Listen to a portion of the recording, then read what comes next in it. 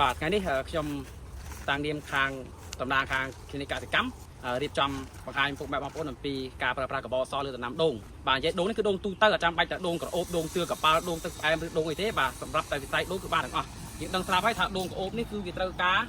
pH ចំពី 6.4 ទៅ 7 បាទដូងទឿកប៉ាល់ដូងវាដូចគ្នាទាំងអស់បាទនិយាយចំដូងប៉ុន្តែក្រៅដូងក្រអូបវាត្រូវការការថែទាំរៀងខ្លាំងជាងគេបន្តិច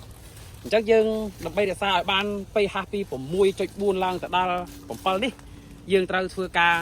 ប្រើប្រាស់នៅសមាសធាតុសំខាន់មួយគឺកបោសបាទកបោសនេះមានតួនាទីសំខាន់ក្នុងការរក្សា pH ក្នុងដីឲ្យបានល្អឧទាហរណ៍ដីយើងវាស់ជាក់ស្ដែងបាន pH ត្រឹមតែ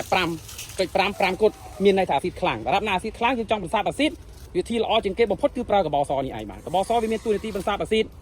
បាទរក្សាលំនឹង pH មិនត្រឹមតែប៉ុណ្ណោះជួយកាត់បន្ថយនៅបាក់តេរីមិនល្អក្នុងដីមេរោគក្រាមេរោគផ្សិតកម្ចាត់នៅពួកសត្វល្អិតពងសត្វល្អិតផ្សេងៗកម្ចាត់ក្លិនមិនល្អអ្វីដែលពិសេសជាងនោះទៀតគឺកបោសកសិកម្មនេះជួយធ្វើឲ្យឫសដូងនេះដុះថ្មីច្រើនហើយឫសដូងរឹងមាំនិង CG បានល្អអញ្ចឹងដើម្បីឲ្យដូងយើងល្អធំធាត់បានខ្លាំងស្តង់ដារទៀតនោះបន្ទាប់ពីយើងដាក់កបោសនេះចន្លោះពី7ថ្ងៃទៅ10ថ្ងៃបាទយើងធ្វើការដាក់ជីបាទហើយការដាក់ជីនេះក៏វានឹងពាក់ព័ន្ធនៅក្នុងប្រធានបទក្រោយប៉ុន្តែការដាក់ជីវាអនុលោមទៅតាមបាទប្រភេទដីហើយនឹងអាយុកាលរបស់ដូងដែរអញ្ចឹងការដាក់កបោសគឺដាក់របៀបនេះបាទអញ្ចឹង